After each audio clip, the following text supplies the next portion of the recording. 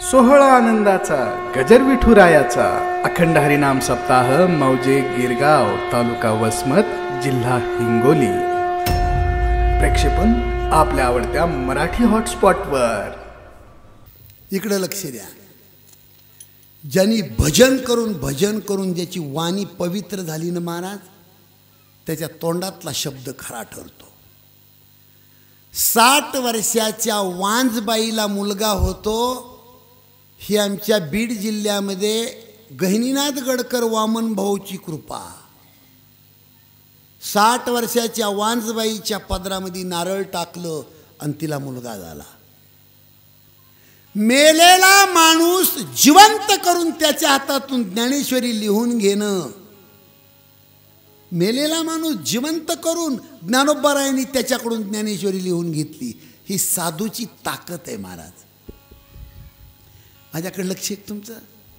शके 1212 तै टीका केली ज्ञानेश्वरे, सच्चिदानंद बाबा आदरे लेखकू झाला। मी कशामुळे बोलतो? कीर्तन 1000 चालू आहेत रोज, पण माणसं बदलत नाहीत। हा माणसात दोष नाही, कीर्तन करणाराच दोष आहे।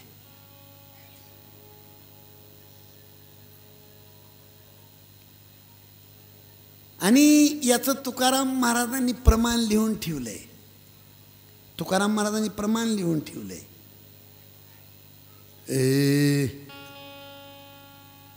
थोर या युगाचे आश्चर्य ब्रह्मकर्म उत्तम सार। हो, ब्रह्मकर्म सगळ्यांनी सोडून दिलं, सगळं पाप सुरू झालं। पाप म्हणून रामाला अवतार घ्यावा लागतोय। त्याच्यासाठी हे बोलतो। धर्माची स्थापना करण्यासाठी, दुर्जनाला मारण्यासाठी आणि गिरगावमधल्या भक्तावर प्रेम करण्यासाठी राम जन्माला येणार। चला पुढं। राम जन्माचे 5 कारण, त्याच्यातलं पहिलं कारण आहे, देवाच्या दारामध्ये 2 शिपाई होते। त्या शिपायाचं नाव, एकाचं नाव जय आणि दुसऱ्याचं नाव विजय। आणि त्या दारावर देवाच्या दर्शनासाठी सनत कुमार आले, तर जय आणि विजयनी रखवालदारांनी प्रतिबंध केला। राहू द्या ओ बाबा, भगवान परमात्मा झोपलेले आहेत, तुम्ही मध्ये जाऊ शकत नाही। आणि सनत कुमाराला ढकलून दिलं। त्यावेळेला सनत कुमारांनी जय आणि विजयला शाप दिला। काय शाप दिला? मृत्यू लोकामध्ये तुम्ही राक्षस होऊन पडणार। ते जय आणि विजय हात जोडले। बाबा, शाप तर तुम्ही दिला, पण काहीतरी उशाप। सनत कुमारानं सांगितलं, लक्षात ठेवा, तुम्ही 7 जन्म जर देवाचं भजन केलं तर मुक्त व्हाल, आणि 3 जन्म भांडण केलं तर मुक्त व्हाल। फायदा एकच आहे, करायचं कोणचं ती ठरवा। तुम्ही सुद्धा आलात त्याच्यात, माझ्याकडे लक्ष आहे का? 7 जन्म भजन केलं तर मुक्ती, आणि 3 जन्म भांडण केलं तर मुक्ती। हे दोघं जण जय आणि विजय म्हणले, ए दादा, अरे 7 जन्म टाळ कुठल्यापेक्षा 3 जन्म मारामारी करून, आणि फायदा तर एकच आहे। आणि मग दोघांनी ठराव पास केला, बाबा भजन आम्हाला जमत, भजन जमत नाही, भांडण लय मस्त करतो आम्ही भांडण। आणि मग सनत कुमार म्हणले, तथास्तु, तुम्हाला भांडण चांगलं जमतंय ना, 3 जन्म तुम्ही राक्षसाचे घेणार। पहा सनत कुमाराचा शाप। पहिला जन्म हिरण्यकश्यपू आणि हिरण्यक्ष, दुसरा जन्म रावण आणि कुंभकर्ण, तिसरा जन्म वक्रदंत आणि शिशुपाल। या दोन्हीच्या मधला जो जन्म आहे रावण कुंभकर्णाचा, त्यांना मुक्त करण्यासाठी रामाचा अवतार, हे राम जन्माचं पहिलं कारण। आता किती राहिले? 4 राहिले। 4 राम जन्माचं दुसरं कारण आहे। महिला मंडळी इकडे लक्ष द्या। वृंदा नावाची स्त्री होती, आणि तिचा पती मात्र दैत्य होता। महान पतिव्रता स्त्री होती, पण मालक राक्षस होता, है का नाही? आणि तिच्या नवऱ्याचं नाव होतं, पतीचं नाव होतं जालंधर. त्या जालंधरला मारण्यासाठी भगवान शंकर 6 महिने युद्ध खेळत होते, पण तो मरत नव्हता. त्याचं कारण वृंदा नावाची स्त्री महान पतिव्रता होती, तिचं कुंकू बळकट होतं. भगवान शंकर भगवान विष्णूकडे जातात आणि मग भगवान विष्णूंनी डोकं लावलं, ही पतिव्रता स्त्री आहे, हिच्या पतिव्रतापणामुळं तिचा पती मरू शकत नाही. भगवान विष्णूने तिच्या नवऱ्याचं रूप घेतलं आणि तिच्या महालामध्ये जाऊन तिच्या पतिव्रतापणाला बाधा आणली. परिणाम भगवान शंकराच्या हातातून जालंधर दैत्य तिकडं मरून पडला. आणि 2 नौकर सांगत आले, महाराणी साहेब, महाराज मृत्युमुखी पडले, युद्धामध्ये भगवान शंकराकडून मरण पावले. त्यावेळेला वृंदा नावाची स्त्री म्हणती, माझे मालक मेले म्हणता. आणि मग समोर आहे हा कोण आहे, कारण तिच्या नवऱ्याचं रूप घेऊन देव समोर उभा होता. आणि मग देवानं खरं रूप प्रगट केलं, वृंदा मी तुझा पती नसून जगाचा मालक आहे भगवान विष्णू. वृंदा नावाची स्त्री म्हणते, देवा तू जगाचा बाप असशील, पण मला काही तुझ्याशी घेणं देणं नाही. माझं पतिव्रता पण तू नष्ट केलंस, याचा परिणाम तुला भोगावा लागेल. आज माझं कुंकू पुसलंस, माझा पती मारलास, पण तोच माझा पती पुढल्या जन्मामध्ये तुझी बायको चोरून घेऊन जाणार आणि तुला सुद्धा आपटू 6 महिने रडावा लागणार. तो जालंधर दैत्य रावण होतो आणि रामाची सीता चोरतो आणि त्या रावणाला मुक्त करण्यासाठी रामाला अवतार धारण करावा लागतो. हे राम जन्माचं दुसरं कारण. आता राम जन्माचं तिसरं कारण सांगतो तुम्हाला. नारद सापदिन 1 बारा, कल्प एक लगती अवतारा, गिरिजाचं रूप बयसो निमाने, नारद विष्णू भगत पुनि गाने. जय सिया राम, जय सिया राम, जय सिया राम, जय सिया राम.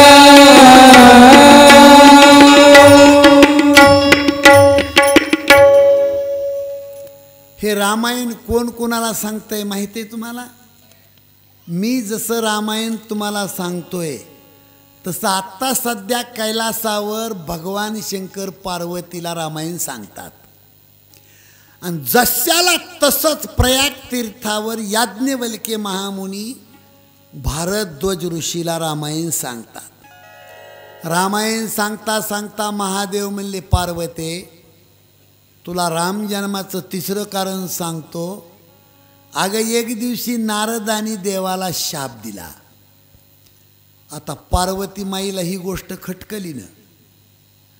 पार्वती माता म्हणती, काय बोलता हो पतिदेव तुम्ही, विण्याच्या तारा तुटेपर्यंत ते देवाचं भजन करतं, देवाला शाप कसा देईन नारद, खोटं बोलता तुम्ही. पार्वतीला पटलं नाही, नारदावर आक्षेप घेतला. ती का नाही पटलं, इकडं लक्ष द्या. नारद हे पार्वती मातेचे गुरु होते आणि आपल्या गुरुला जर कुणी दोष दिला तर आपलं रक्त खवळलं पाहिजे महाराज. पण आपण त्याच्यातले नाहीत. आपण उलट गुरुच्या घरी जाऊन चोरी करतो, असे आपण माणसं. पण गुरुला दोष लावला आपल्या पतीनं, हे पार्वतीला पटलं नाही. आणि पार्वती माता म्हणती, पतिदेव सांगा बरं नारदानी कसा शाप दिला, भगवान विष्णूला कसा शाप दिला. आणि मग नारदाची कथा सांगितली भगवान शंकरांनी. अगदी मी तुम्हाला संक्षिप्त पद्धतीनं सांगतो. एकदा नारद भजन करीत हिमालयामध्ये गेले आणि भजन करता करता नारदाला समाधी लागली. 6 महिने समाधी बंद होत नाही. त्यावेळेला 33 कोटी देवाचा राजा इंद्र घाबरला आणि इंद्राला वाटलं नारदाची जर जास्त समाधी लांबली, नारदाचं जर जास्त पुण्य झालं तर माझ्या गादीला धोका आहे, धोका, माझ्या खुर्चीला धोका आहे, खुर्चीला. ही खुर्चीचा जो रोग आहे का, खुर्चीचा रोग,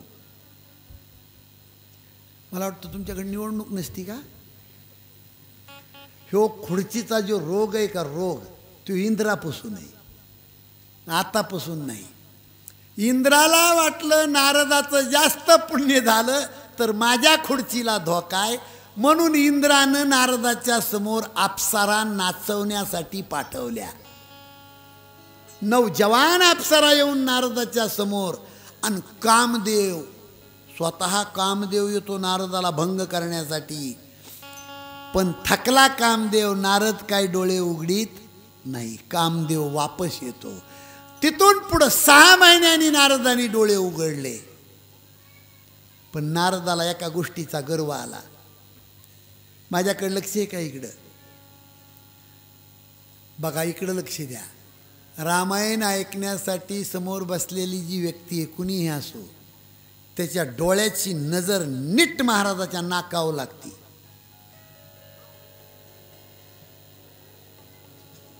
नाही तर बसलं मंडपात आणि झटके मारत घरच्या कुलपाला. मांडी घाल रे. काय सांगत होतो मी तुम्हाला? नारद कामदेव थकलान वापस गेला, पण नारदाला या गोष्टीचा गर्व आला. नारद काय म्हणतो? वा रे वा, या पठ्ठ्यानी काम जिंकला का नाही, काम. आणि उठले नारद आणि कैलास पर्वतावर गेले. भगवान शंकराला नारद म्हणतात, ओ भोलेनाथ, तुम्ही म्हणत होते तुम्ही की काम कुणी जिंकू शकत नाही, पण या पठ्ठ्यानं काम जिंकला. आता भगवान शंकर मनातली मनात म्हणले, ह्यानं काम जिंकलाय, पण काम जिंकल्याबद्दल गर्व वाढलाय. आता कोणता ना कोणता रोग वाढलाच का नाही? कोणता ना कोणता रोग. मी सांगतो तुम्हाला, परमार्थामध्ये कुणी सक्सेस होतच नाही. जे आता रामायणामध्ये तुम्ही आनंदानं बसलात एवढाच वेळ सक्सेस आहे. नाही तर आमच्या निळोबारायाचा एक अभंग आहे पहा.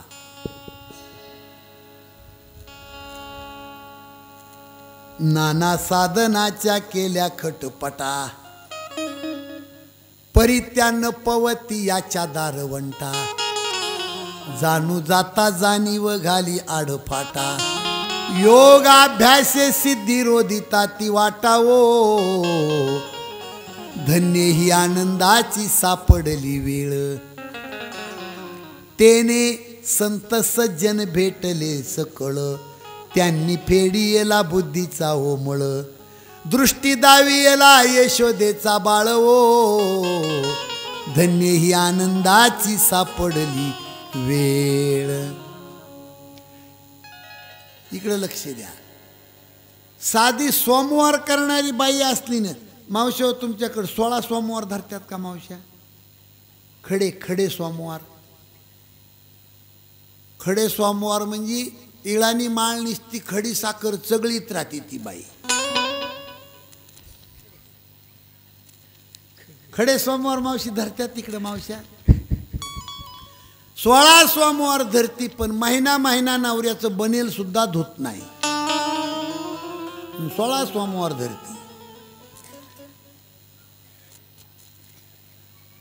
आणि जी दिवशी सोमवार आहेत त्या दिवशी अशी फुगलेली राहते ती बाई, फुगलेली.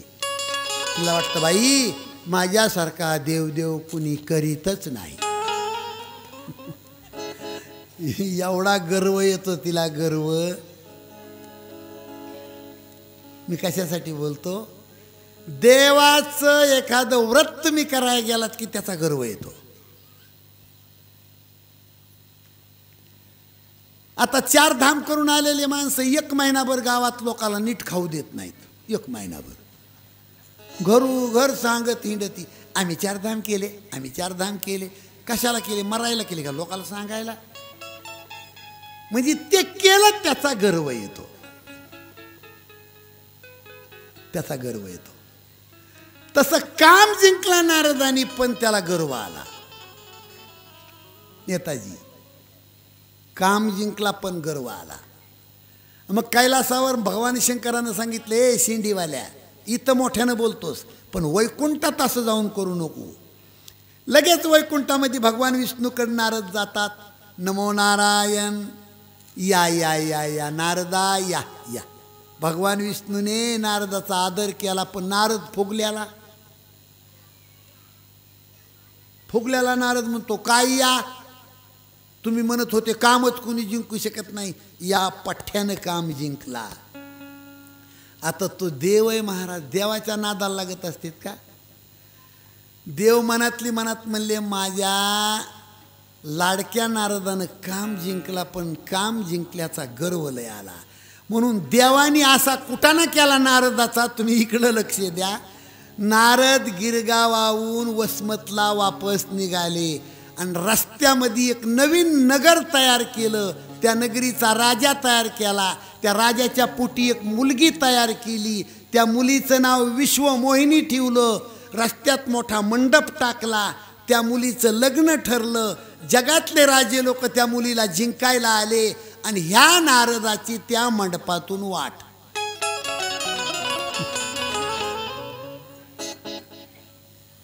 आता ओळखीचे राजे लोक काय आले होते ना, ओळखीचे. ओ रामचंद्र भाऊ, कशासाठी आले तुम्ही इथं? म्हणजे नारद तिथं विचारतोय, कशासाठी आले तुम्ही? तिथल्या राजानं सांगितलं, ए शिंडीवाल्या, अरे विश्वमोहिनीला जिंकायला आलोय आम्ही. त्या नगरीचं नाव होतं शिलनिधी नगर. राजाचं नाव होतं शिलनिधी राजा. आणि त्याच्या पोटी देवानं मुलगी तयार केली होती. त्या मुलीचं नाव काय होतं? विश्वमोहिनी. त्या नावामध्येच अर्थ भरलाय की विश्वाला मोहून टाकण्याची तिच्यात ताकद होती. आणि त्या मंडपात कोण गेलं? हे शिंडीवालं. काम जिंकल्याला वाघ गेला तिथं. वाजू नका, थांबा थोडं. हो, कशाला जमले तुम्ही? अरे म्हणले विश्वमोहिनीचं लग्न आहे. हो काम जिंकल्याला शिंडीवाला म्हणतो, विश्वमोहिनीचं घर कुठं आहे हो? म्हणले घर म्हणले ते ते ते ते घर. हे शिंडीवालं गेलं त्या विश्वमोहिनीच्या घरी. नारायण नारायण, विण्यावाला साधू आलाय. मुलीच्या बापानं पाहिलं, राजानं काय त्याला आनंद मायना. या या महाराज, या या. वा वा वा वा, माझ्या मुलीच्या लग्नाच्या प्रसंगी साधू आले. या या या. सुंदर गादीवर बसवलं. नारदाची पूजा केली विश्वमोहिनीच्या बापानं. आणि हात जोडून शिलनिधी राजाने नारदाला विश्वमोहिनीचं भविष्य विचारलं. बाबा, माझ्या मुलीचं भविष्य सांगता? नारद म्हणले, मुलीचं भविष्य सांगतो, गोड भविष्य सांगतो. ठीक आहे बाबा, मटेरियल काय लागतं? मटेरियल, भविष्य सांगायला मटेरियल काय लागतं? शिंडीवालं म्हणतं, मटेरियल काही लागत नाही, फक्त मला मुलीचा हात पाहू द्या. ज्याला बाईचं तोंड बघायला जमत नव्हतं तो हातावर आला, हातावर. आणि बापानं लगेच हाक मारली, ए विश्वमोहिनी, थैयाक थैयाक थैयाक थैयाक. ती विश्वमोहिनी आली महाराज. काय तिचा सुगंध सुटला होता, 5 किलोमीटर सुगंध सुटला होता तिचा. आणि त्या विश्वमोहिनीचा हात ह्या शिंडीवाल्यानं हातात घेतला. अहो त्याच्या अंगाला घामच आला ना. आणि तिचं सवासं भविष्य होतं. ती यानं उलटं करून सांगितलं राजाला. तिचं भविष्य कसं होतं? क्लास 1 अधिकारी मुलगा तुमच्या मुलीला पती मिळणार, क्लास 1 अधिकारी. पण यानं उलटं भविष्य सांगितलं. कसं? ही मुलगी ज्याच्यासोबत लग्न करीन तो अधिकारी होईन. जगाचा मालक हिला पती मिळणार आहे असं भविष्य होतं. पण नारदानं उलट केलं. ज्याला ही मुलगी देतान तुम्ही तो जगाचा मालक होईन. आणि विश्वमोहिनीचा हात सोडला आणि नारद पटांगणाला येतो, असा पटांगणाला. आणि कसा करतो नारद, तुम्ही माझ्या तोंडाकडे पहा. बिघडलेला नारद कसा करतो महाराज, नारद कसा करतो.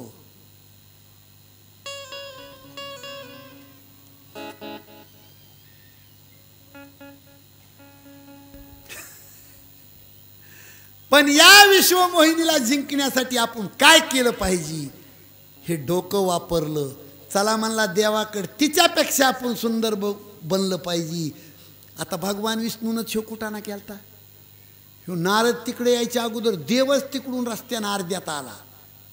नारदाची देवाची भेट झाली. नारद महर्षी देवाला म्हणले, देवा एवढं भजन तुझं केलं पण तुटक्या सुतुळीचा तोडा तुला मागितला नाही, आज मागतो. भगवान विष्णू म्हणले, नारदा तुम्ही जे मागताल ते मी देतो. नारदानं मागितलं, देवा तुझं सगळं सौंदर्य मला पाहिजे, तुझं सगळं सौंदर्य मला पाहिजे. देव तथास्तु म्हणले. पण मनातून म्हणले का कपट केलं देवानं, तुम्हीच सांगा. मनात कपट ठेवलं देवानं. तथास्तु नारदा सगळं सौंदर्य तुला माझं. त्यामुळं काय झालं महाराज, इथून खालचं सगळं शरीर देवाचं आलं, पण तोंड आलं वाढण्याराचं. वाढण्याराचं तोंड किती काळं असतं हे इकडं सांगायची गरज. पण आता स्वतःचं तोंड स्वतःला दिसतंय का हो. पण खालचं शरीर बघूनच नारद खुश. जसं एखादा माणूस सकाळी कडक इस्त्रीचे कपडे घातले, फारलांग 2 फारलांग नीट चलतं का ते. इस्त्रीचे कडक कपडे घालून जर बाहेर आला ना वाघ एखादा, तर कसा चलतो तो. माझ्याकडे लक्ष द्या तुम्ही. ह्या बघा,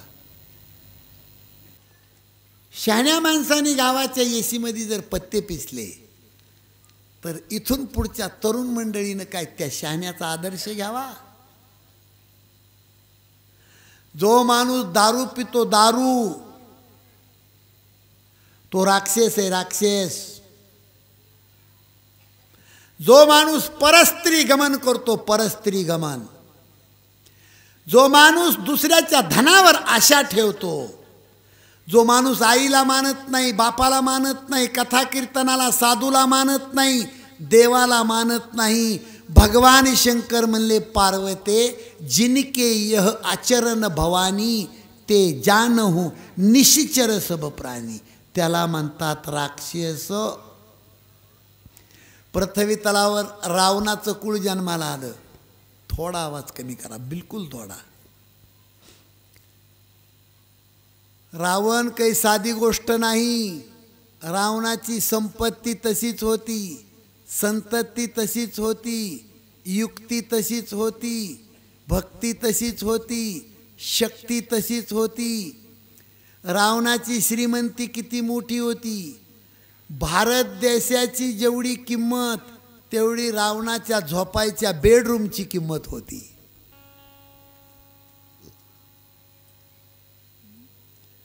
रावणाच्या बेडरूमच्या पायऱ्या स्फटिकाच्या होत्या. रावणाच्या बेडरूमची फरशी गुंगी नावाचं गुलाबी कलरचं रत्न, त्या रत्नाची फरशी होती. रावणाच्या बेडरूमचे खांब असली हिऱ्याचे होते. हिरा कुणी पाहिला, हातवरी करा. हिरा कुणी पाहिला? आपण पाहिल्या त्या गारगुटीत. गारगुट कळती का इकडं? रावणाची झोपायची जी क्वाट होती, पूर्वी एक असा धातू होऊन गेला. 1 लालन पृथ्वीचं मोल त्या लालची क्वाट होती रावणाला झोपायला. एवढंच नाही, तुकाराम महाराज म्हणले 5 लाख घरं प्युअर दगडाचे होते, 7 लाख घरं प्युअर विटाचे होते, 1 कोटी घरं काश्याचे होते, 1 कोटी घरं तांब्याचे होते. शुद्ध कांचनाची 7 कोटी, 7 कोटी घरं ओरिजिनल सोन्याचे होते. तुका वनजाची संपदाय वाडी संगती कवडी गेली नाही संगती कवडी गेली नाही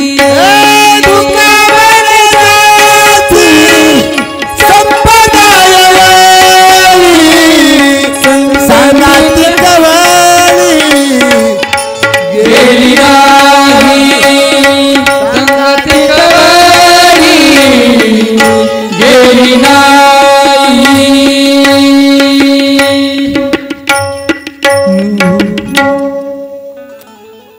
रावणाला पोरं किती होते? पोरं रावणाला मुलं किती होते? 1,00,000. आणि नातू किती होते? 1,25,000. आणि बायका किती होत्या? किती? 80,000 जयाच्या कामिनी मुख्य मंदोदरी पतिव्रता. एकनाथ महाराजांनी भावार्थ रामायणात स्पेशल बायकाची ओवी लिहून ठेवली. एवढी पाठ करा आणि 4-2 तरी तुम्ही वाढवा.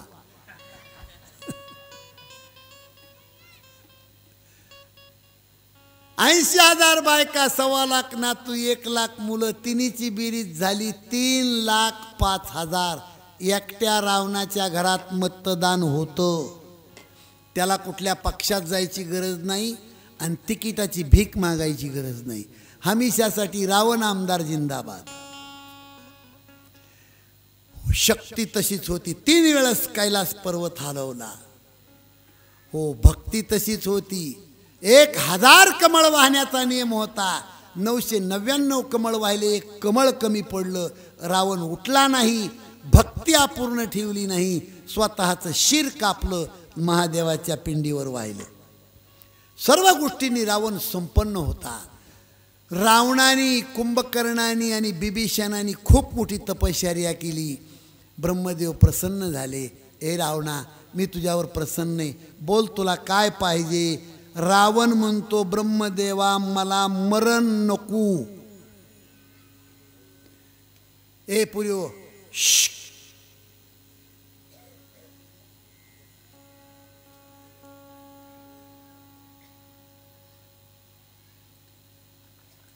रावणाला ब्रह्मदेवानं काय मागितलं? मला मरण नको. ब्रह्मदेवाला रावणानं मागितलं मला मरण नको. ब्रह्मदेव म्हणले मलाच मरण आहे तर तुला अमर कसं करू? नाही, ज्या दुकानात जे मिळतं ते दुकानदार देईन, दुकानात वस्तू असली तर देईन. ब्रह्मदेव म्हणतो मलाच मरण आहे रावणा, तुला अमर कसं करू? हो, एक जणाचं लग्न व्हायना म्हणून ते गेलं आणि हनुमंतरायाच्या दारात 12 वर्षे तप केलं. हनुमानजी प्रसन्न झाले. बोल तुला काय पाहिजे? हा म्हणतो माझं लग्न जुळाना म्हणून 12 वर्षे तप केलं. हनुमानजी म्हणले तुला डोकं नाही, माझंच लग्न झालं नाही तर माझ्या हातानं तुझं कसं होईल? जा म्हणले तिकडं राम मंदिर आहे, तिथं जाऊन तपश्चर्या कर. हे तिथून उठलं, तिथं 12 वर्ष तप केलं. राम प्रसन्न झाले. बोल तुला काय पाहिजे? प्रभू 12 आणि 12 24 वर्षे गेले, माझं लग्न व्हावा एवढी इच्छा आहे. रामाने आशीर्वाद दिला. घरी आलं, सुंदर मुलीबरोबर लग्न झालं. पण नवीन बायको नवसानं प्राप्त झाली म्हणून पंढरपूरला आषाढीला गेलं नवीन बायको घेऊन. दोघाच्या मधून 10-5 माणसं आडवे तिडवे गेले आणि नवीन बायको पंढरपुरात हरवली. 8 दिवस पंढरपुरात हिंडत होतं, बायको सापडली नाही. पुन्हा वापस आलं, राम मंदिरात 12 वर्षे तप केलं. राम प्रसन्न झाले. बोल तुला काय पाहिजे? प्रभू तुमच्या कृपेने अतिशय सुंदर पत्नी मिळाली होती, पण पंढरपूरमध्ये माझी सोन्यासारखी बायको हरवली, तेवढी सापडावी एवढा आशीर्वाद द्या. रामानं सांगितलं तुला डोकं नाही. बायको जर हरवली तर हरवलेली बायको शोधून आणायचं काम हनुमंतरायाकडे, कारण माझी हरवली होती त्यांनीच आणून दिली. हे इथं मिळत नाही तिथं जा, दृष्टांत संपला. जे जिथं मिळतंय तिथं ते माणसानं मागावं. ब्रह्मदेव म्हणतो मलाच मरण आहे रावणा, तुला अमर कसं करू? काय झालं? वानर आहे.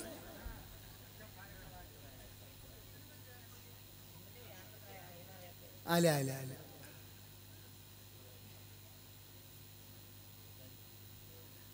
12 वर्षामध्ये एक जणाची पत्नी रात्रीच्या 1:30 वाजता बाळातीन झाली एकदाच. इकडे लक्ष द्या. वरच्या मजल्यात बायको बाळातीन झाली 12 वर्षात एकदाच लग्न झाल्यापासून. आनंदच मायना मालक. आता काय करावं?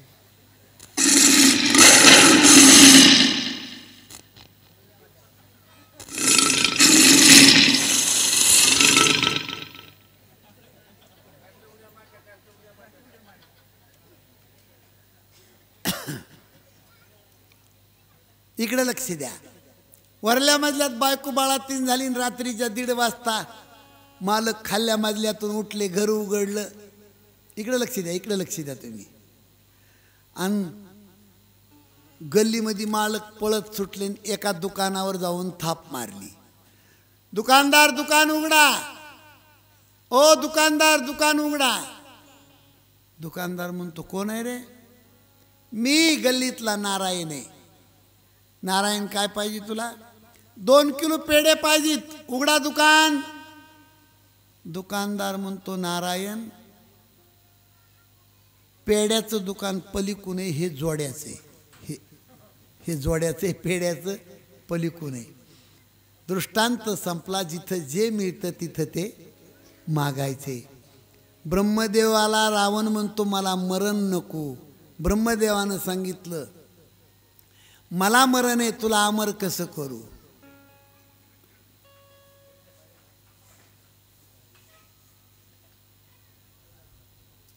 वरीच आहे का? ये म्हणा माझ्या अंगावर इथं. हे पहा इकडे लक्ष द्या. वेळ आपली अतिशय कमी आहे. रावण म्हणतो ब्रह्मदेवाला मरण द्या, द्या मरण, पण नराकून द्या अथवा वान्या राखून. नराकून द्या अथवा कुठे वान्य इथेच आहे. ब्रह्मदेव तथास्तु म्हणतो माझा बाप तुला नरच होऊन मारीन. चला कुंभकर्णाकडे. कुंभकर्णाला ब्रह्मदेव म्हणतो तुला काय पाहिजे? ब्रह्मदेव मागणार होता इंद्रपद, पण इंद्रानं लवकर मीटिंग घेतली आणि सरस्वती नावाची बाई कुंभकर्णाच्या जिभीवर आणून बसवली. आणि कुंभकर्ण इंद्रपद म्हणता म्हणता म्हणून बसला निद्रापद द्या. ब्रह्मदेव म्हणले तथास्तु, सो जाव 6 महिना. बिभीषणाला विचारलं तुला काय पाहिजे?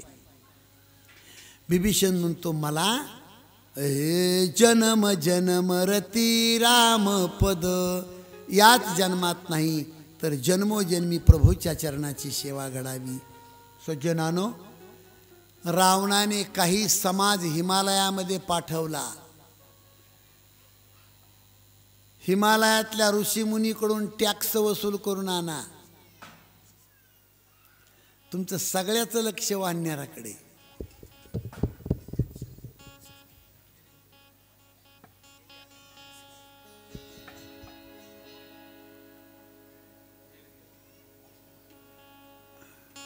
गेलं का?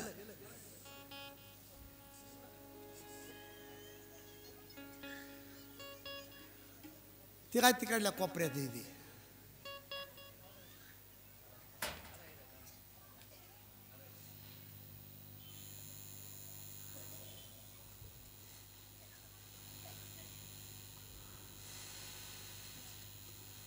होय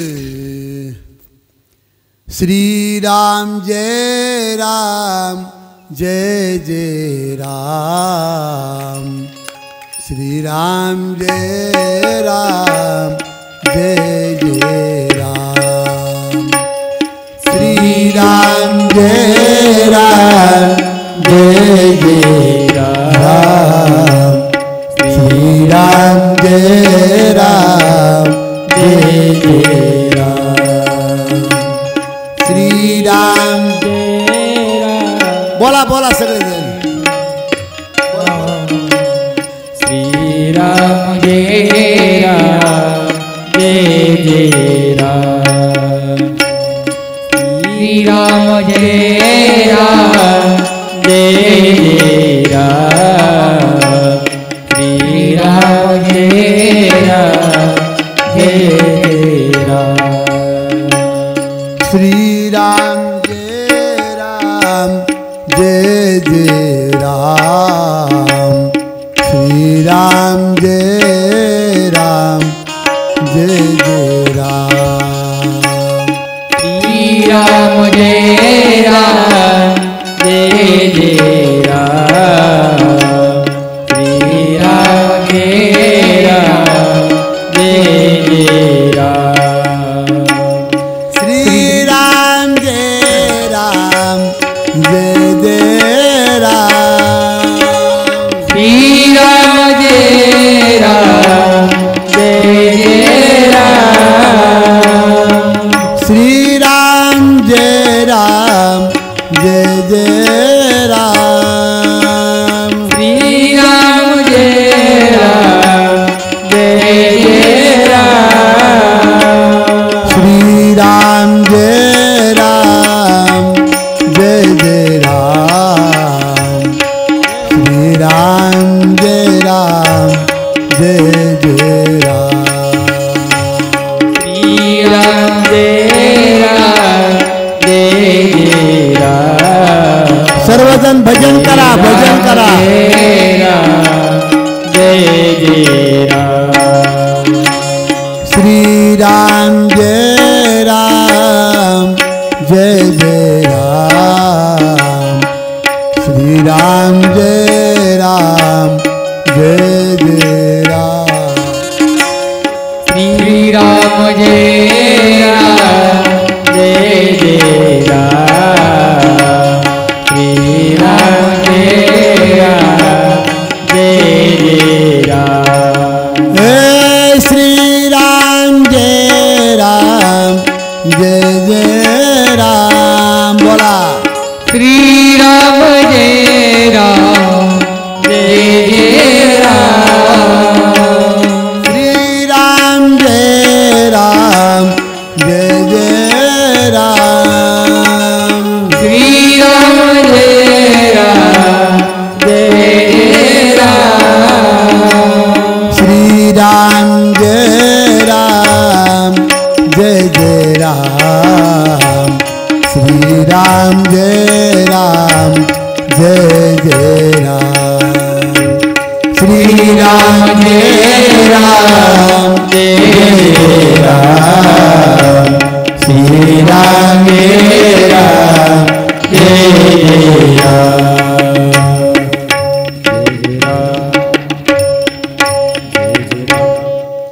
हे पा राक्षसाचं कुळ जन्माला आलं. आता आपल्याला सीतेचा जन्म करायचा आहे.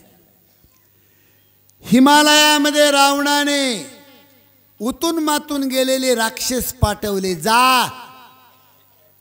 आणि ऋषीमुनीचं टॅक्स वसूल करून आणा. त्यावेळेला राक्षस लोक हिमालयामध्ये जातात आणि ऋषीमुनीला ताडण करतात. टॅक्स निकालो टॅक्स. ऋषीमुनींनी सांगितलं बाबा आम्ही टॅक्स कुठून देणार. हिमालयातल्या सगळ्या ऋषीमुनींनी मीटिंग घेतली आणि सांगितलं की आमच्याजवळ धनसंपत्ती नाही. प्रत्येक ऋषीने अंगाचं थोडं थोडं रक्त काढलं आणि एका खापराच्या माठामध्ये ते रक्त भरलं.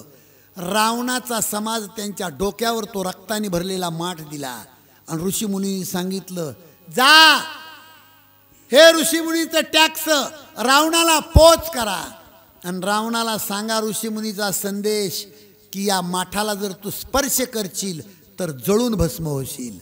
जिथं हा माठ पुरला जाईल तिथं 12 वर्षे पाऊस पडणार नाही. रक्ताने भरलेला माठ घेऊन राक्षस लोक रावणाच्या दरबारामध्ये येतात. महाराज ऋषीमुनीचं टॅक्स आणलंय घ्या. रावण सिंहासनाहून खाली उतरतो. त्यावेळेला राक्षस लोकांनी सांगितलं की महाराज ऋषीमुनीचा संदेश आहे. या माठामध्ये ऋषीमुनीचं रक्त आहे. या माठाला जर तुम्ही स्पर्श केला तर जळून भस्म होणार. जिथं माठ पुरला जाईल तिथं 12 वर्षे पाऊस पडणार नाही. तरी रावण खुश. रावणाने तो रक्ताने भरलेला माठ जनक राजाच्या नगरीच्या हद्दीत नेऊन पुरला. कारण जनक राजाची रावणाची दुश्मनी होती. परिणाम जनक राजाच्या शिवारामध्ये 12 वर्षाचा दुष्काळ पडला. जनक राजाचे गुरु शतानंद गुरुदेवाला जवळ घेतलं आणि जनक राजे रडू लागले. काही करा, पण पाऊस पडल असं काही करा. त्यावेळेला शतानंद गुरुदेवाने सांगितलं, राजा तुला यज्ञ करावा लागल. यज्ञात भवती पर्जन्य. मग यज्ञासाठी ठिकाण निवडलं. ते ठिकाण स्वच्छ करण्यासाठी जनक राजाने हातामध्ये नांगूर धरला. तो नांगूर, तो जो माठ पुरला होता त्या माठाला तो नांगूर आडला. त्या माठाला 2 तुकडे झाले आणि त्या माठामध्ये एक दैदिप्यमान मुलगी जन्माला आली. तिलाच सीता असं म्हणतात. रावणाच्या आपलं नांगराच्या फाळाच्या पुढच्या टोकाला हिंदीमध्ये सीता असं म्हणतात. त्या टोकाने तो माठ फुटला म्हणून त्या मुलीचं नाव सीता ठेवलं. चला बोलिए जगन्माता सीता की जय. धन्य भाग्य झाला पाळनागराचा. धन्य भाग्य झाला पाळनागराचा. धन्य भाग्य झाला पाळनागराचा. धन्य भाग्य झाला पाळनागराचा. धन्य भाग्य झाला पाळनागराचा. धन्य भाग्य झाला पाळनागराचा. धन्य भाग्य झाला पाळनागराचा. धन्य भाग्य झाला पाळनागराचा. आईचा जन्म झाला जळकत देता. आईचा जन्म झाला जळकत देता. आईचा जन्म झाला जळकत देता. धन्य भाग्य झाला पाळनागराचा. धन्य भाग्य झाला पाळनागराचा. धन्य भाग्य झाला पाळनागराचा. धन्य भाग्य झाला पाळनागराचा.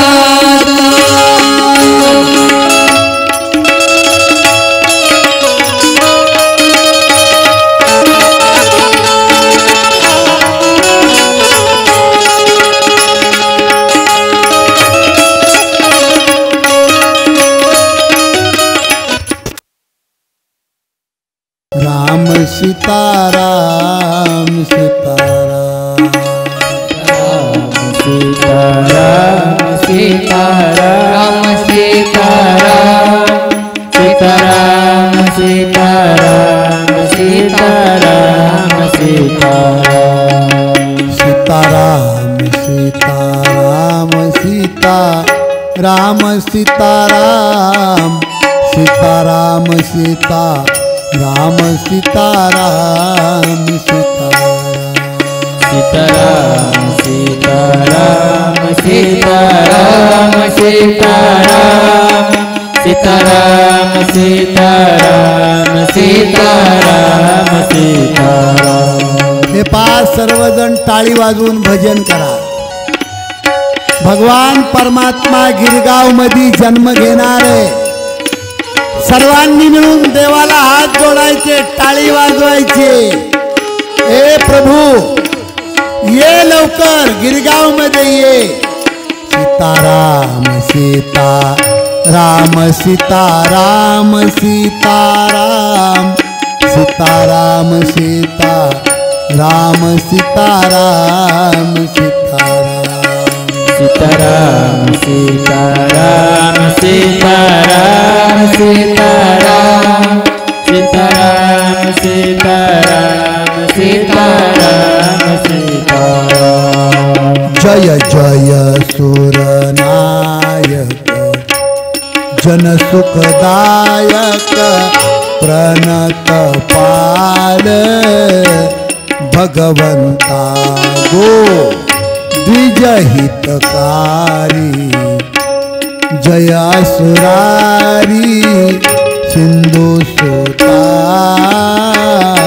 प्रियकंता सीताराम सीताराम सीताराम सीताराम सीताराम सीताराम सीताराम सीताराम पालन सुरधरणी अद्भुत करणी मर्मन जानाई कोई गो सहज कृपाळा दीन दयाळा करहु अनुग्रह सोई सीताराम सीताराम सीताराम सीताराम सीताराम सीताराम सीताराम सीताराम जय जय अविनाशी सबगतवासी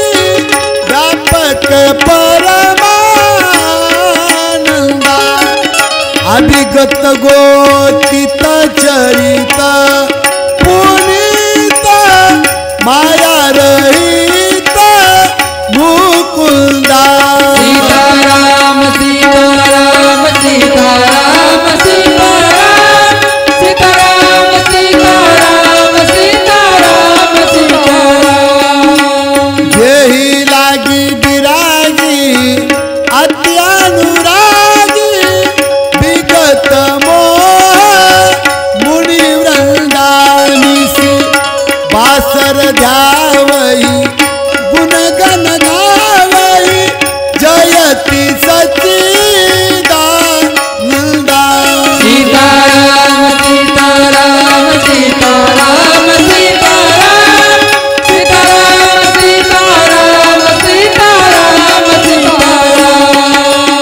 जेहि सृष्टि उपाई त्रिविध बनाई संग साय न दूजास करहु आधारी चित्त हमारी जानिय भगति न पूजा सीताराम सीताराम सीताराम सीताराम सीताराम सीताराम सीताराम सीताराम सीता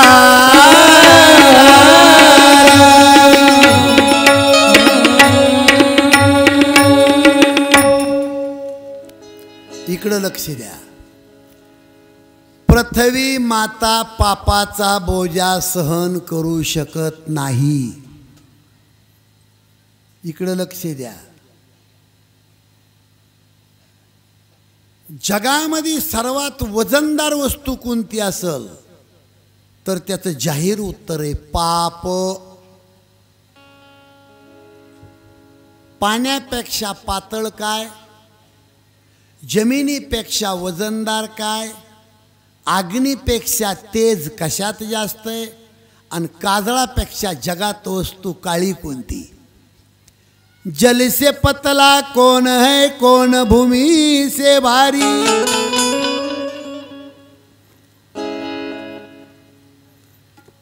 जल से पतला कौन है कौन भूमि से भारी कौन आगन से तेज है कौन काजल से काली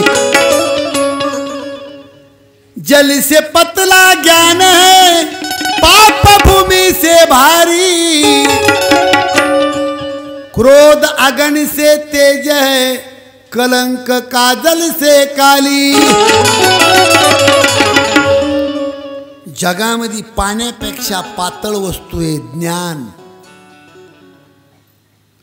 अग्नीपेक्षा तेज रागात जास्त आहे आणि काजळापेक्षा काळी वस्तू आहे कलंक.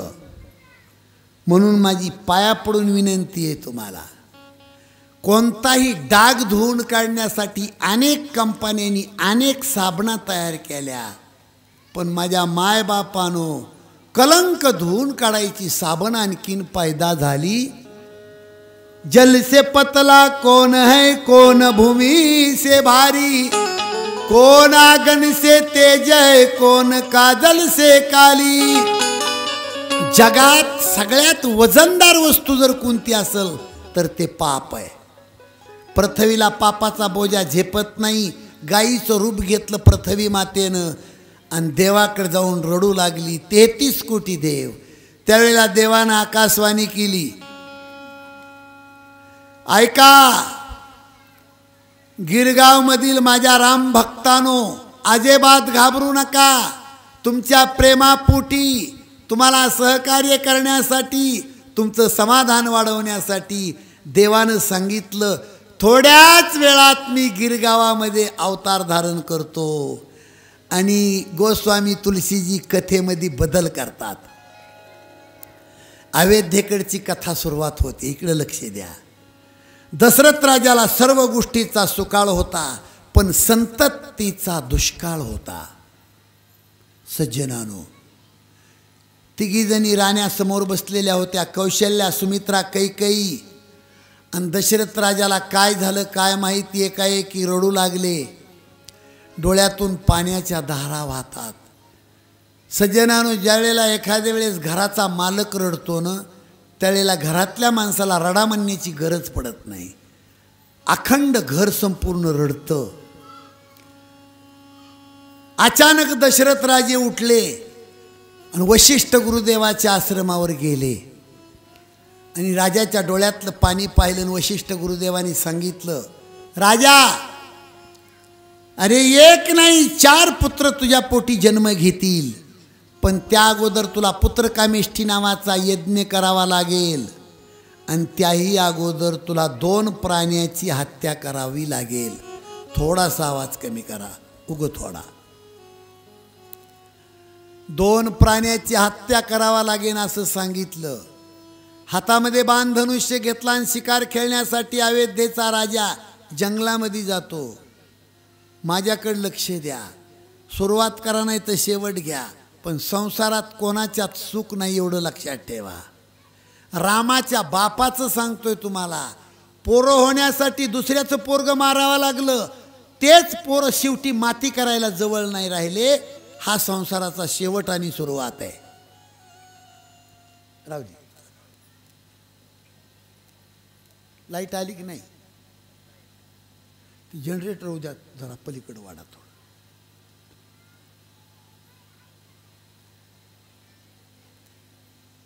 एका तळ्याच्या काठावर उंच झाडावर दशरथ राजे जाऊन बसतात.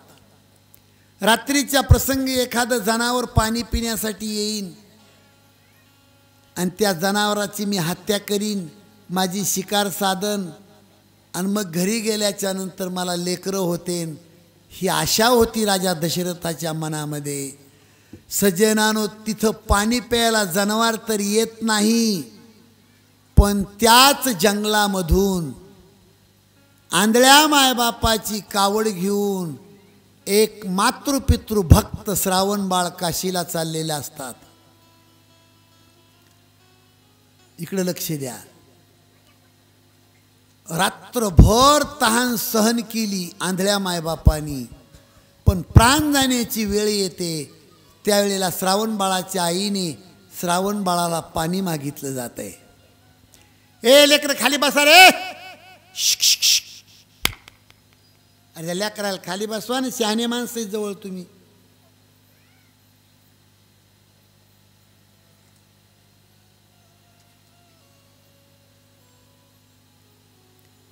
थोडं लक्ष द्या.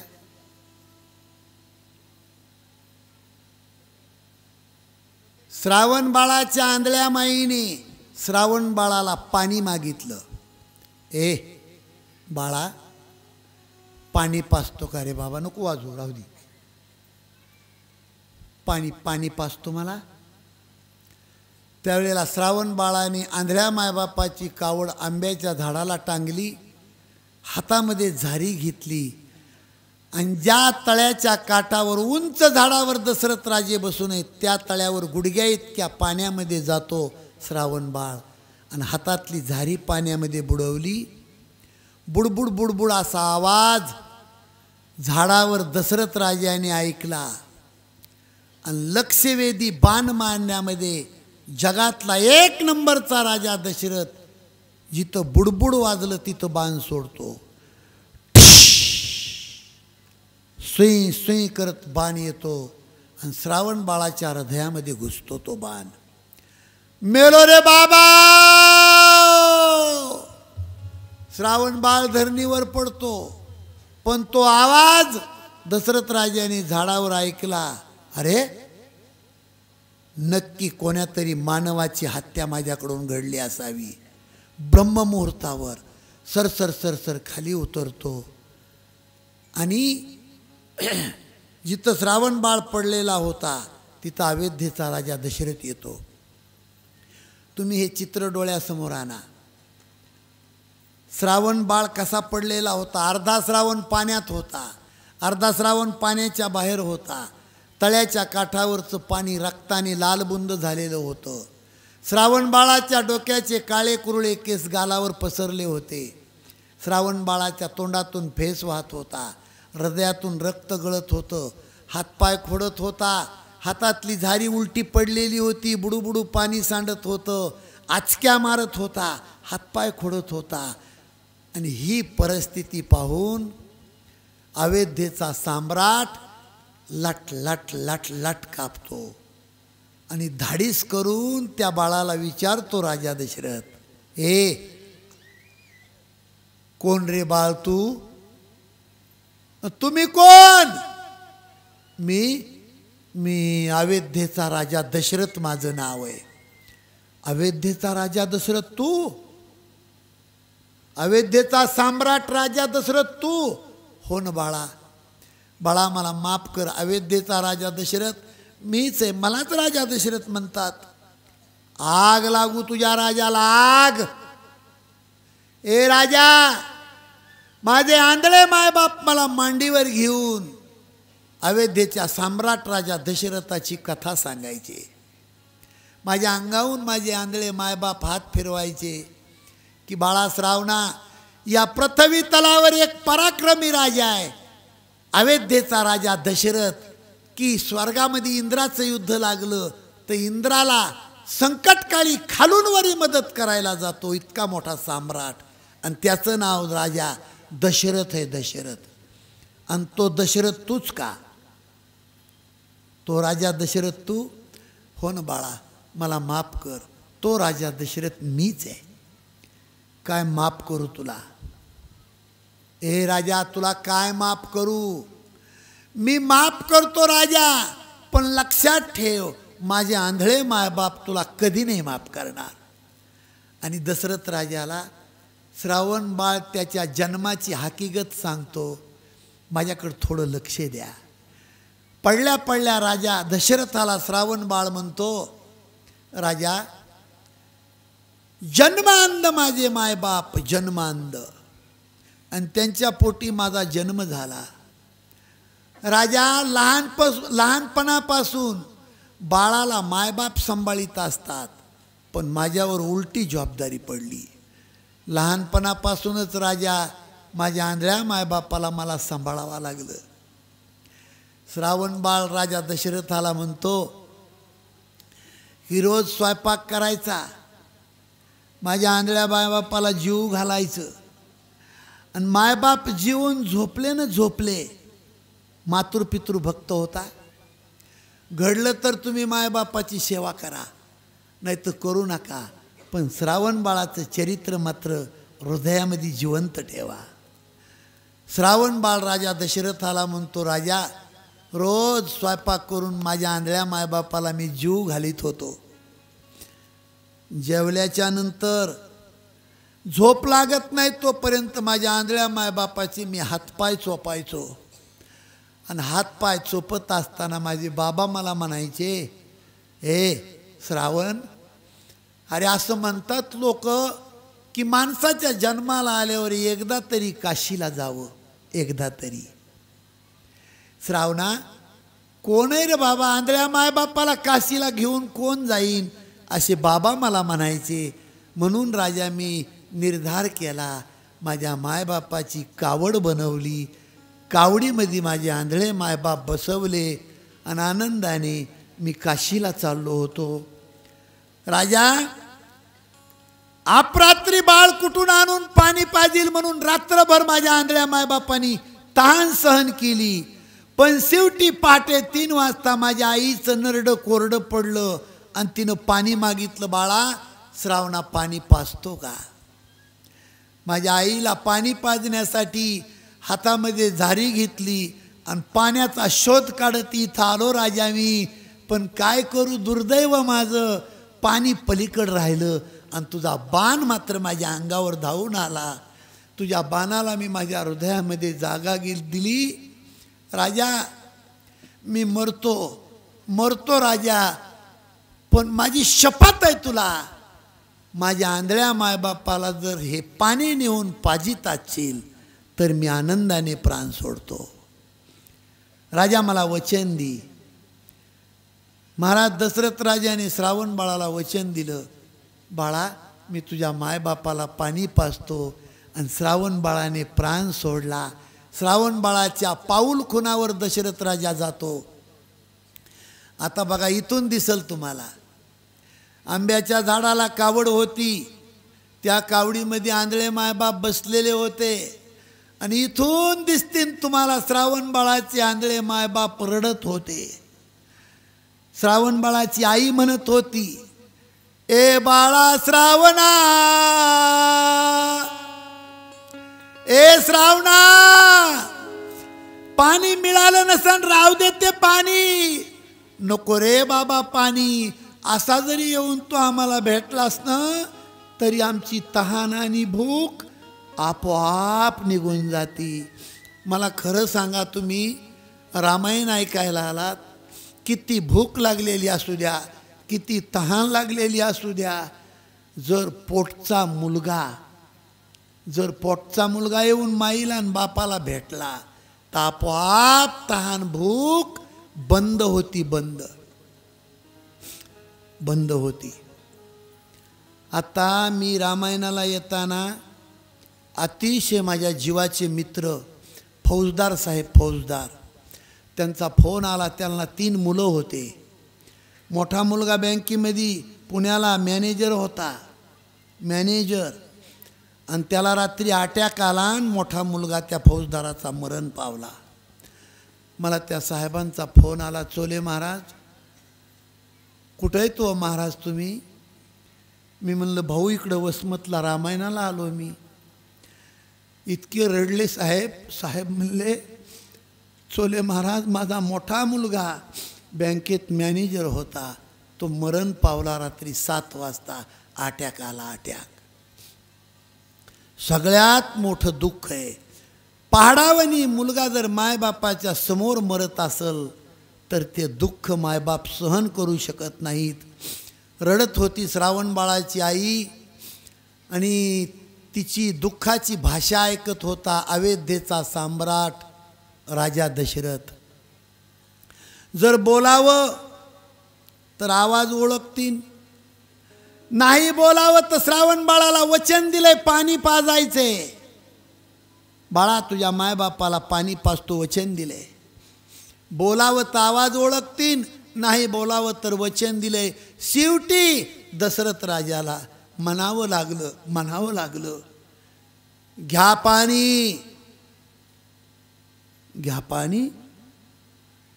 आंधळी माय आंधळा बाप श्रावण बाळाचे म्हणतात, घ्या पाणी. कोण रे बाबा, पाणी घ्या म्हणणारा तू कोण? अरे कुठे आमचा श्रावण, आमचं लाडकं बाळ कुठे? ए चांडाळा, बोलत का नाहीस? कोण तू? अरे का तुला पाणी आणावं लागलं? या जंगलामध्ये आमच्या बाळाचा घात एखाद्या जनावरानं तर केला नाही का रे बाबा? तुला का पाणी आणावं लागलं?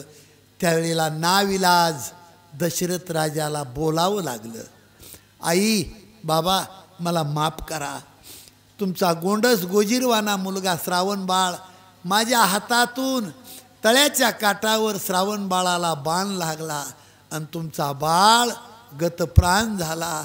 त्यावेळेला ही भाषा श्रावण बाळाची आई ऐकते आणि आई म्हणते, राजा हे दुश्मना, मायबापाच्या कंबरड्यामध्ये लाता घालणाऱ्या अवलादी जगात पैदा झाल्या आणि या जगातला एक मातृपितृ भक्त संपवलास.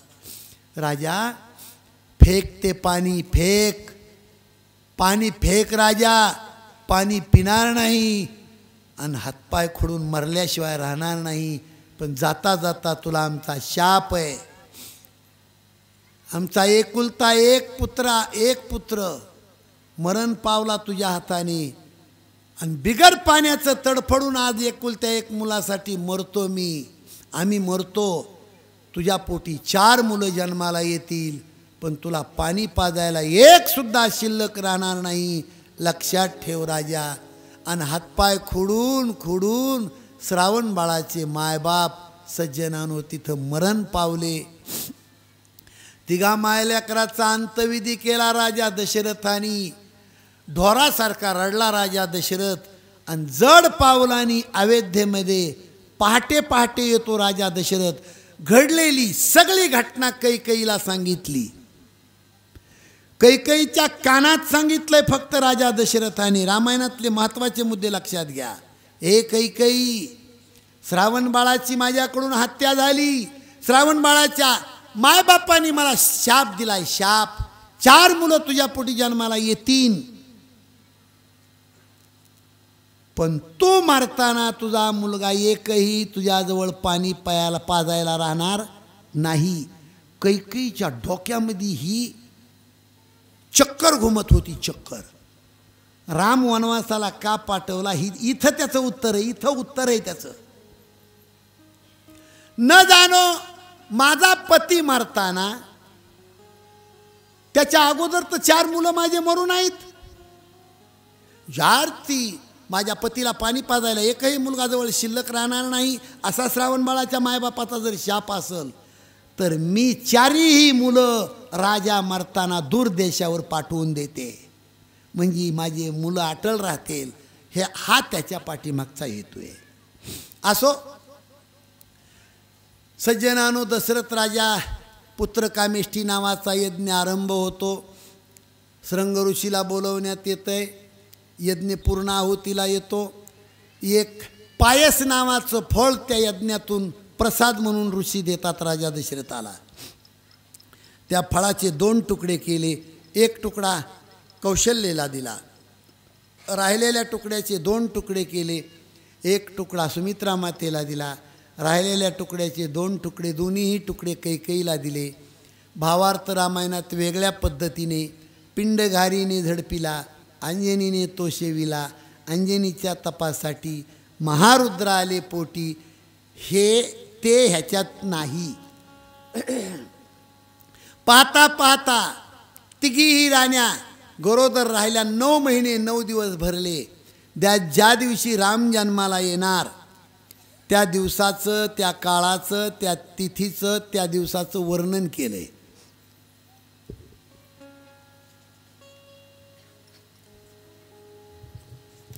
नवमी तिथी मधुमास पुनीता,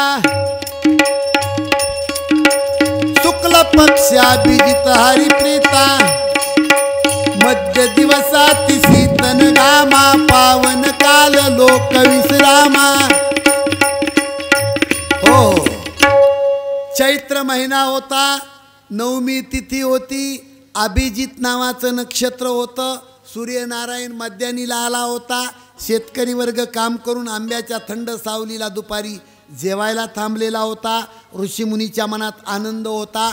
उन्हाळ्यामध्ये सुद्धा नदीला पाणी नसून अमृत वाहत होतं. वाऱ्याला सुगंध सुटला होता. डोंगराचे दगड रत्नासारखे चमकत होते. उन्हाळ्यात झाडाला फळं फुलं आले होते आणि अशा वेळेला रामाचा जन्म होतो.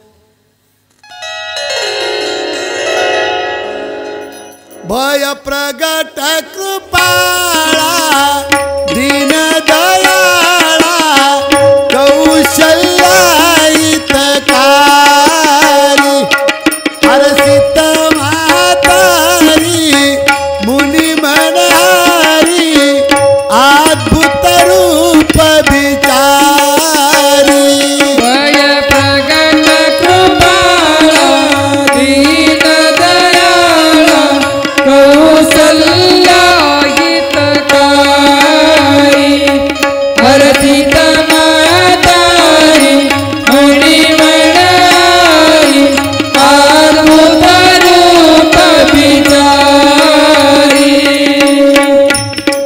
लोचनाभिरामा तनुधन श्यामा निजा विद्या भुजचारी भूषण वनमाला नयन विशाला शोभा सिंधू करारी वय प्रगट कृपाळा दीन दयाळा कौसल्याहितकारी हरसित म्हातारी मुनी मनारी अद्भुत रूप विचारी कुंडलिकावर दे हरी विठ्ठल श्री ज्ञानदेव प्रभू रामचंद्र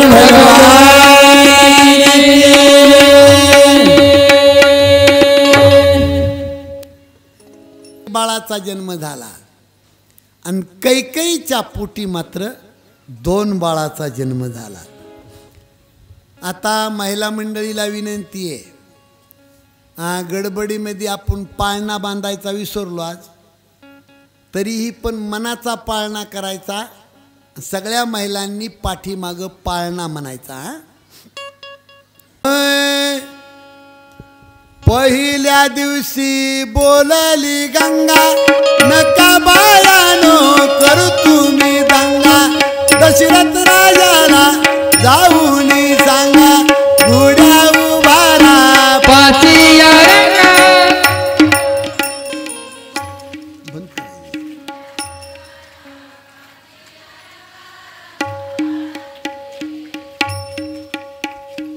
दुसऱ्या दिवशी बोलली भागा विनाकारण होईल जागा बायानो तुम्ही चरणाशी लागा दान चुड्याचे रामाला मागा.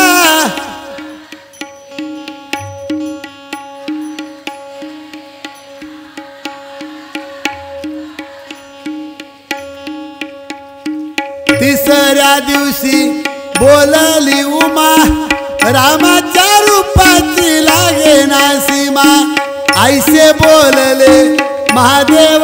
जागेवर बंद करा.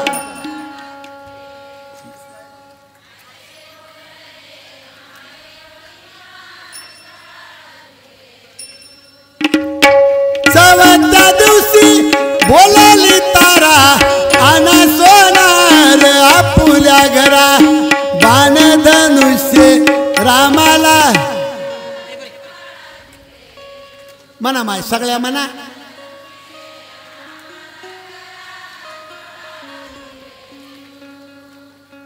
पाचव्या दिवशी सटवी बोलली सीतारामाची रावणाने नेली कशी देवा तुम्हा निद्रा लागली गेले मारवती लंका जाळली.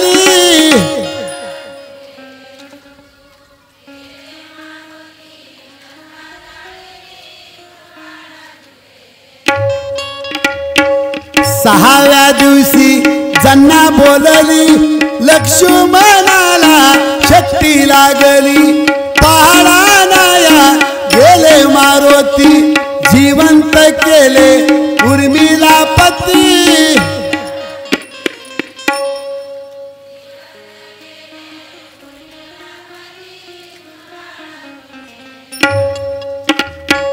सातव्या दिवशी बोलली लीला दशरथ राजाला पुत्र हो झाला कौशल्या मातेनं झोका हो दिला.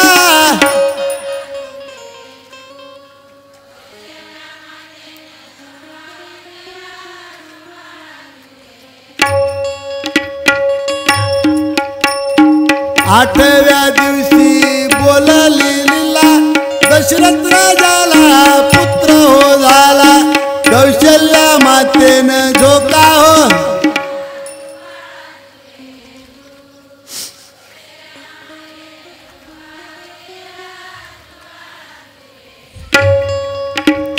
नवव्या दिवशी नवल बाळाचं जशी खुलली केळी कमळाची प्रसूत झाली त्याच वेळेसी वा रे वा गिरगाव मधल्या मावल्या वा 10व्या दिवशी बोलली गज्जा संगे घेवणी वानर फौजा इंद्रजिताच्या उडविल्या भुजा बिभीषण केला लंकेचा राजा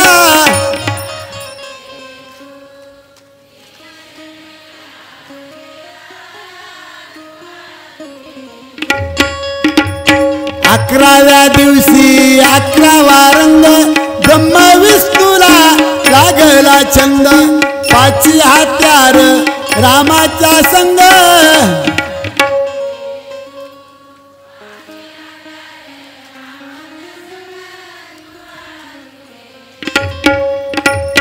बाराव्या दिवशी हकीकत सारी बिजली बत्तीचा प्रकाश भारी लाईट पडला राम दरबारी 33 कोटी देव जमले दरबारी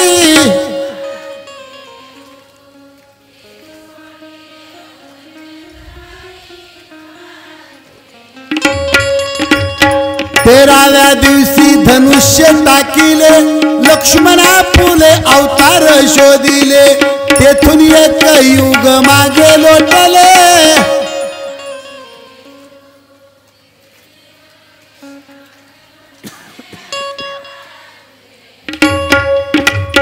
14व्या दिवशी नंदीवर बैसले देशोदेशी लोक वानर लाविले रामाने मारवतीला स्वराज्य दिले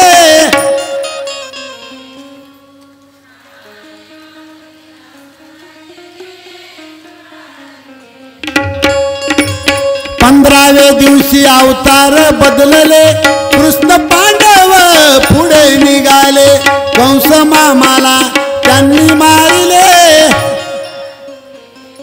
बोला बोला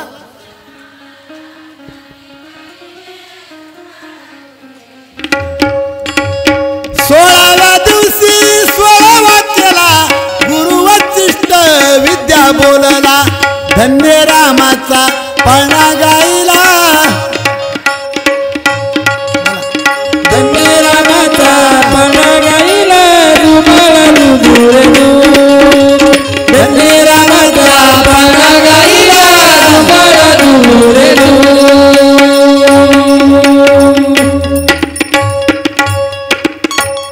हे पा आज आपल्या रामायणाला या ठिकाणी पूर्णविराम उद्या रामायणामध्ये अहिल्याचा उद्धार अहिल्या उद्धाराची कथा आणि सीता स्वयंवराचा प्रसंग आहे आज तुम्ही सुंटवाडा आणला असन उद्या येताना आहेर घेऊन यायचं आहेर 10 रुपयापासून 10,000 रुपये सुद्धा आणू शकता जेवढं वजन येतंय तेवढं आहेराचं घेऊन या बरं का कारण आपण यावर्षी पंढरपूरला अतिशय मोठ्या कार्यक्रमाचं नियोजन केले 17.5 गुंठ्याचा प्लॉट 1,05,00,000 रुपयाला खरेदी केलेला आहे आणि 6 एप्रिल ते 13 एप्रिल तिथं खूप मोठा यज्ञ ठेवलेला आहे आदरणीय रामायणाचार्य रामरावजी महाराज ढोक नागपूरकर यांची 2 ते 5 कथा ठेवलेली आहे 10 गावाचं रोज सकाळी अन्नदान आहे आणि खूप मोठ्या मोठ्या पंगती आहेत सप्ताह जवळजवळ 40-50 लाख रुपयाचा सप्ताह आहे तर त्याच्यासाठी शेवटला आपण महत्त्वाचं काही बोलणार आहोत आज नाही असो आपल्या रामायणाचा संदेश आहे नाही एखाद्या गरीबाच्या चरणावर फूल वाहता आलं तर वाहू नका पण स्वतःच्या स्वार्थापोटी एखाद्या गरिबाच्या रस्त्यात काटे कधी टाकू नका. सज्जनानो, माणूस देव होऊ शकतो, देव नाही होता आलं तर चालेल, संत कधी आपण होऊ शकत नाही, पण माणूस म्हणून जगायला काही अडचण नाही. खायचं ते खावं, प्यायचं ते प्यावं, भलतं सलतं खाऊ नये, भलतं सलतं पिऊ नये, भलतं सलतं वागू नये, भलतं सलतं बोलू नये. माणूस म्हणून जगावा असं वाटत असेल तर, सदाचारानं वागता येत नसेल तर वागू नका. पण पाप करणाऱ्या नालायक गुंड माणसाला अंधारात सपोर्ट कधी करू नका. जर गुंड माणसाला सपोर्ट केला तर गल्लीत, घरात, गावात गुंडाच्या टोळ्या तयार होतील. चांगल्या माणसावर दिवस खराब येतील. सज्जनानो, मलमपट्टी करता येत नसेल तर करू नका, पण त्या गरिबाच्या जखमेवर मीठ कुणी चोळू नका. वाजवा 2 हाताने टाळी आणि मनामुखाने संदेश. तशी नाही टाळी, तशी नाही टाळी, अशी.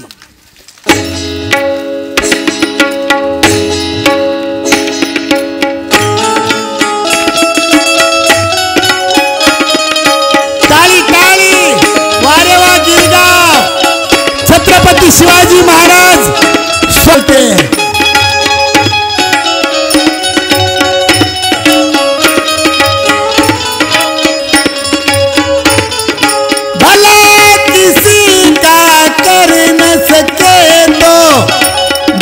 किसी का मत करना, पुष्प नहीं बन सकते तो तुम कांटे बन कर मत रहना, कांटे बन कर मत रहना. किसी का कर न सके तो बुरा किसी का मत करना, पुष्प नहीं बन सकते तो कांटे बन कर मत रहना, कांटे बन कर मत रहना.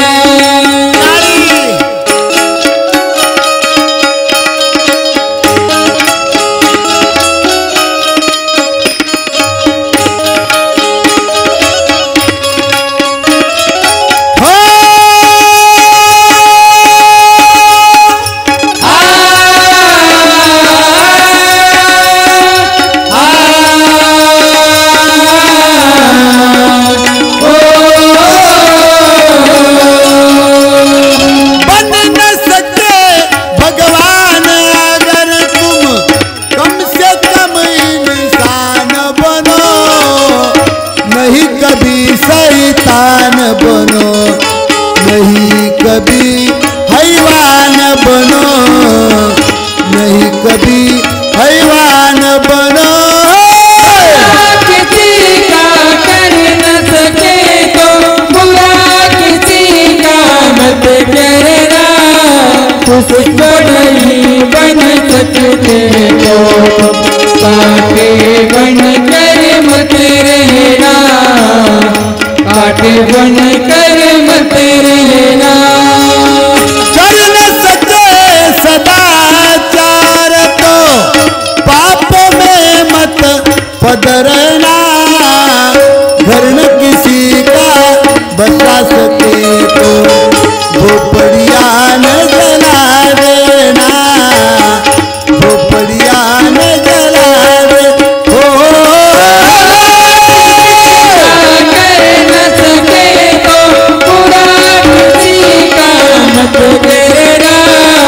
पुष्प नहीं बन सकते तो तुम कांटे बन कर मत रहना, कांटे बन कर मत रहना. मलमपट्टी कर न सके तो खरा नमक न लगा देना, दीपक बन कर जल न सके अंधियारा भी मत करना, अंधियारा भी मत करना. किसी का कर न सके तो बुरा किसी का मत करना, पुष्प नहीं बन सकते तो कांटे बन कर मत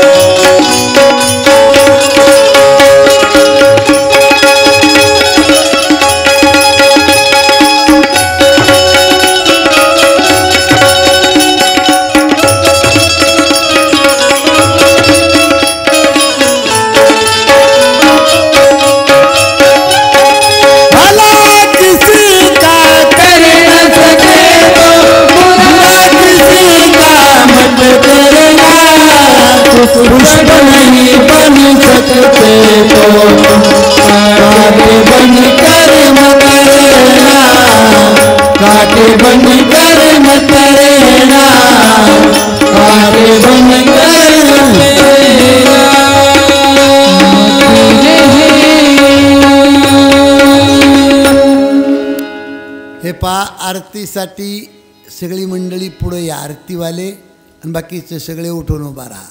हिची दान देवा देवा तुझा विसरण भावा, विसरण भावा तुझा विसरण भावा, तुन गाईन आवडीच माझी सर्व लोळे, माझी सर्व लोळीच माझी सर्व लोळे. आरती लावा अगोदर, गोल राऊंड धरा, माग सरा माग सरा.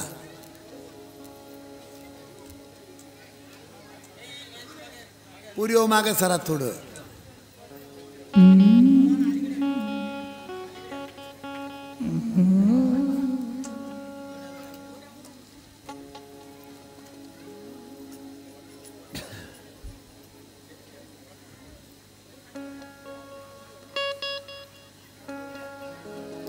ओम जय जानकी नाथा,